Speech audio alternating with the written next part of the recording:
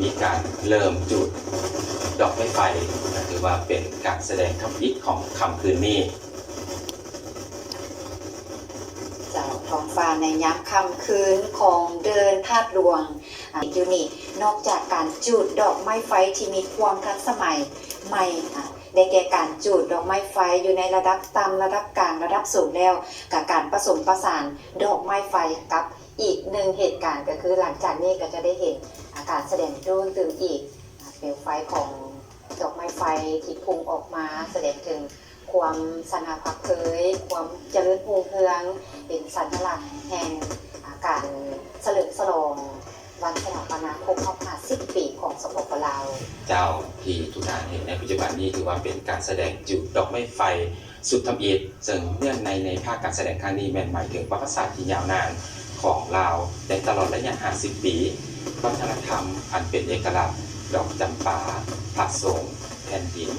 นกสันติภาพลวดลายอันเป็นเอกลักษณ์โดยเฉพาะคนถือแสงสีเสียงบ่งบอกถึงความทันสมัยศาสตร์เจ้าเป็นดอกไม้ไฟที่พุ่งขึ้นท้องฟ้าสวยงามอลังการออกแสงสีเหลืองถึงกับหัวเข่าที่สุดเหลืองเป็นสัญลักษณ์ของการพัฒนาการกสิกรรมที่ทันสมัยนอกจากนั้นก็มีหลายสีด้วยกันที่เป็นรูปเปลี่ยนเป็นรูปสีต่างๆเพื่อให้มวลชนได้เห็นถึงแสงสว่างที่อยู่ในความมืดในค่ำคืนของมื้อนี้เจ้าสีฟ้าก็ถือว่าแสดงถึงความอุดมสมบูรณ์ทางมีทางด้านทรัพยากรธรรมชาติของลาวเฮาจะสะท้อนให้เห็นถึงวัฒนธรรมแสงอลิยับยับสะท้อนถึงนวัตกรรมเทคโนโลยีที่ทันสมัยดอกไม้ไฟนี่เป็นดอกไม้ไฟ3 มิติมีความยาว600 เมตรด้วยกัน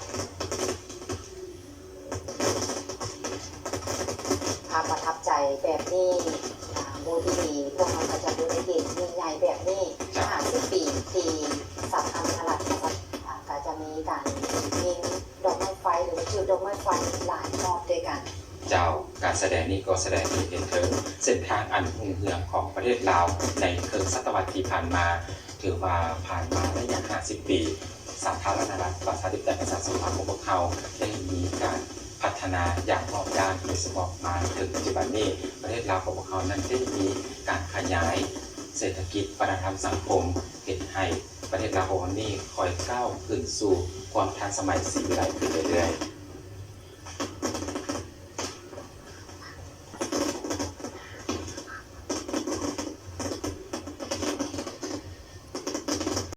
เส้นทางศตวรรษที่รุ่งเรืองท่านผู้ชม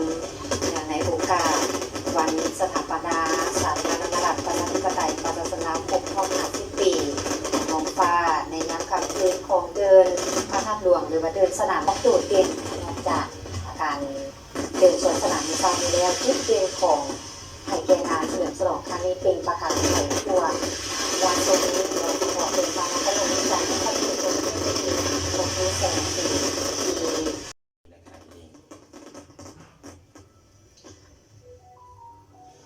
เป็นเพียงส่วนหนึ่งในการเริ่มต้นจุดดอกไม้ไฟยังจะมีหลายสีสันถึงความสวยงามของภูมิสันฐานและเสน่ห์ประจำชาติทุ่งผักทุ่งชาติและประตูไซเป็นที่ห้อยกับการจุดดอกไม้ไฟถือว่าเป็นอีกหนึ่งสีสันเพราะว่าการเฉลิมฉลองในครั้งนี้ยิ่งใหญ่อีดีบอสพอจุดเดียวอยู่ที่ทางสนามหลวงอยู่ประตูไซพวกเขาก็เป็นจุดใจกลางหนึ่งของนครหลวงเวียงจันทร์ซึ่งก็มีการจุดพลุเพื่อร่วมเฉลิมฉลองอย่างยิ่งใหญ่เช่นเดียวกันถือว่าท้องฟ้าในนครหลวงเวียงจันทร์หงเฮืองแจ้งสว่างไปด้วยแสงไฟไปด้วยดอกไม้ไฟที่พุ่งประกายออกมาหลายๆดอกรวมเข้ากันอยู่นครหลวงเวียงจันทร์นี่เสื้อแนว่าประชาชนโบสปอร์ตเขตอยู่ใกล้ๆหันใดอยู่ตามเขตต่างๆนี่ผู้ได้ไปต่างก็ได้เห็นถึง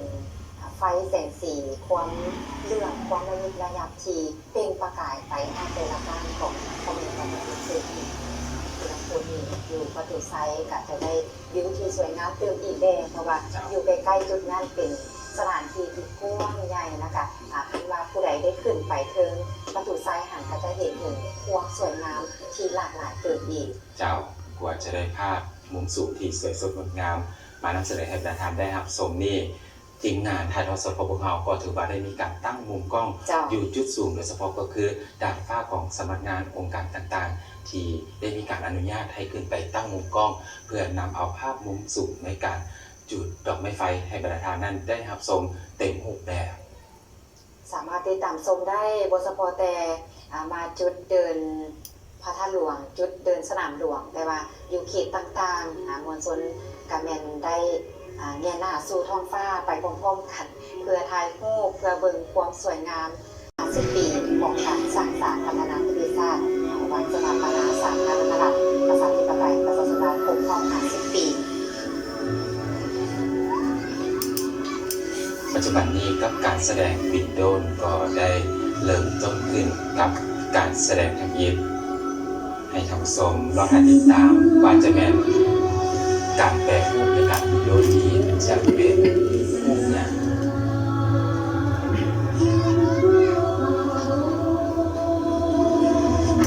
ตอนนี้โดนหลายพันลำก็กำลังทะยานขึ้นสู่ท้องฟ้า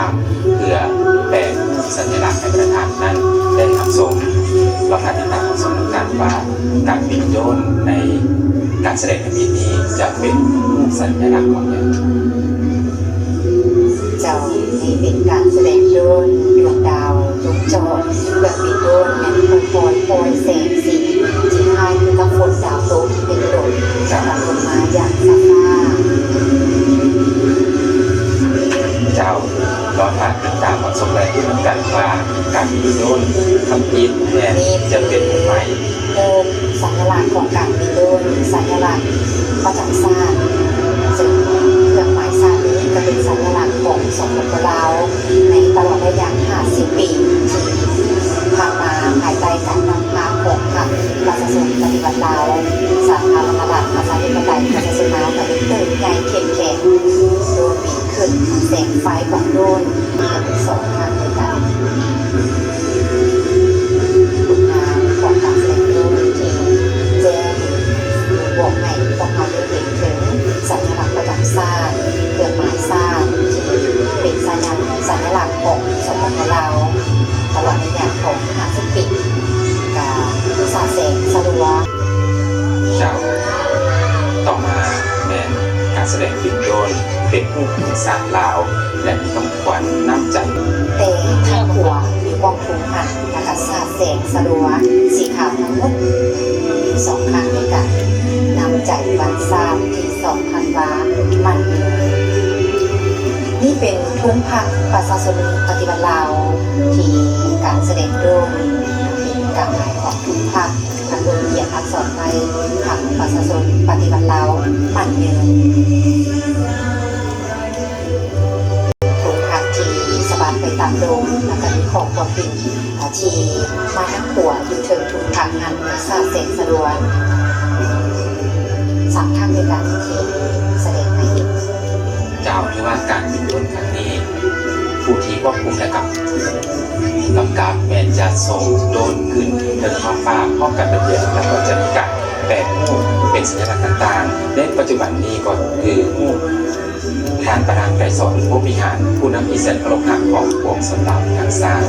เจ้าตัวพวกสนามทางสร้างพวกออกให้แข่งขันสร้างผลงานกำลังต้นวันเกิดประธานไกรสอนผู้บริหารครบรอบ5 ปีประธานไกรสอนผู้บริหารฐานได้อุทิศทุกอย่างให้กับภารกิจปฏิบัติประเทศเราได้มีหลายกิจกรรมอันล้ำเลิศที่แสดงให้เห็นถึงน้ำใจหักษาอันสูงส่งน้ำใจกรรมซีพอันนักแน่นความเด็ดเดียวบ่ยอมจำนนต่อศัตรูความเสดียวสลาดและความเสียสละเพื่อประเทศชาติเพื่อประชาชนอย่างไม่มีขีดจำกัดซึ่งแสดงออกในพฤติกรรมตัวจริงและผ่านขบวนปฏิบัติแห่งการนำพาต่อสู่ผู้ป่วยชาติเจ้าของโซที่เขาร่วมที่กำลังแปลรูปอยู่ในปัจจุบันนี้ก็คือมุกถุงซาด50 ปีและมุกผักพร้อมด้วยดอกจำปาที่เบ่งบานอยู่ในน้ำฟ้าของประเทศลาวเจ้าดอกจำปาค่อยๆเบ่งบานดอกเป็นดอกใหญ่ต่างๆมาโด ด้วยคำว่าครบรอบ50 ปีกับคันระวังการทุกสัตว์ดาวและทุกผักสว่างขึ้นโดยความสว่างขึ้นตัดระดับทางลงก็เขียนไว้2025ก็คือวันที่2ธันวาปี2575วันที่2ธันวาปี2025ครบ50 ปีตัวเองของการสถาปนาเป็นสาธารณรัฐประชาธิปไตยประชาชนลาวเจ้า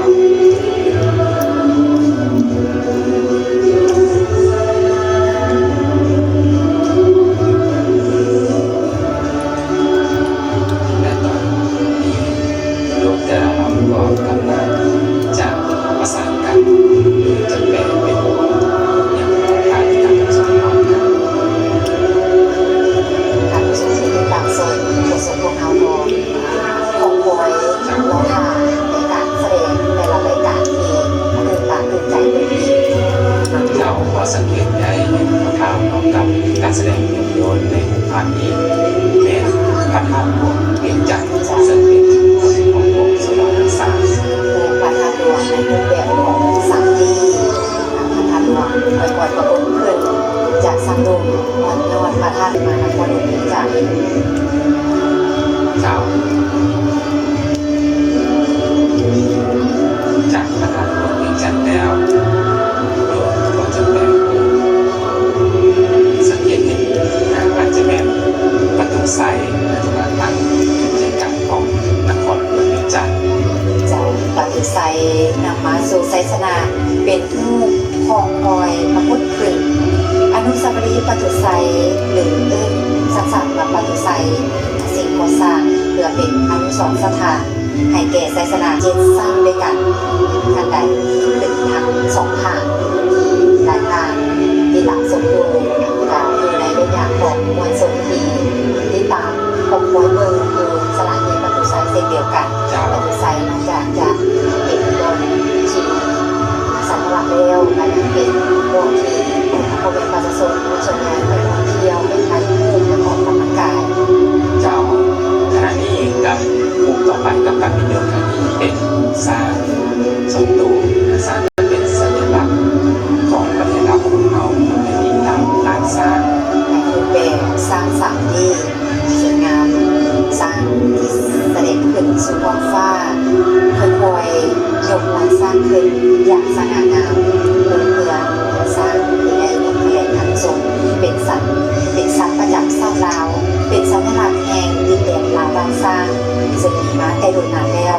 สร้างถือได้ว่าเป็นสัตว์บุกที่มีภูมิภาคใหญ่ที่สุดในโลกและสร้างยังเปรียบดังเป็นผู้พิทักษ์ป่า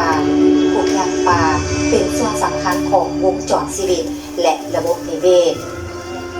ขอสร้างเป็นผู้นำในการบุกเบิกเส้นทางให้แก่สัตว์ชนิดอื่นๆ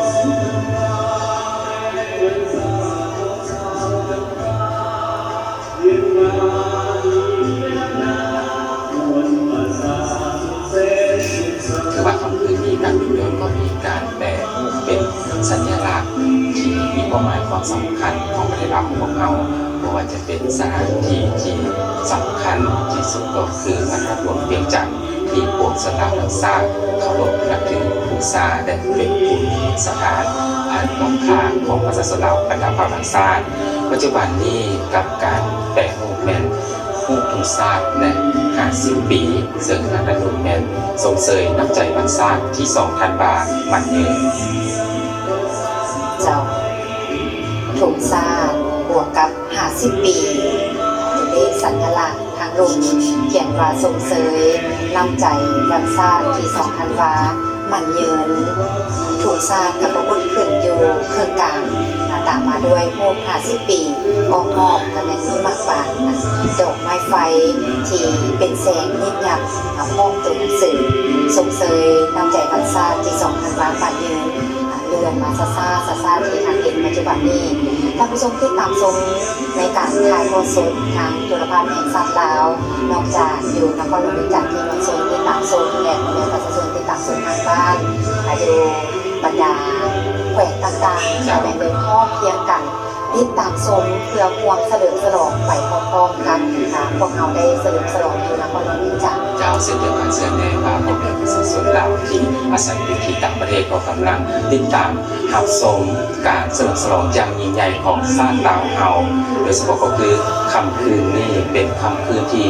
น่าประทับใจในการแสดงบินโดรนภาพที่ท่านเห็นในปัจจุบันนี้ก็คือภาพการลงจอดของโดรน เจ้าดวงดาวลงจอดเครื่องบินโดรนแม่นค่อยๆปล่อยแสงสีคล้ายคือกับฝุ่นดาวตกท่านผู้ชมแล้วก็ค่อยๆลงมาซาๆเมื่อการเวลาหมุนเวียนผ่านไปประเทศลาวก็มีการพัฒนาอย่างบ่หยุดยั้งและก้าวหน้าอย่างต่อเนื่องซึ่ง ด้านสนามหลวงพระธาตุเวียงจันทร์ก็คือในปัจจุบันนี้กับการแสดงเวียงจันทร์ นอกจากการแสดงโดยสลับสับเปลี่ยนกันแล้วในส่วนที่มีการส่งการแสดงรายการต่างๆจะมีการสลับสับเปลี่ยนคืออาจจะมีการเลือก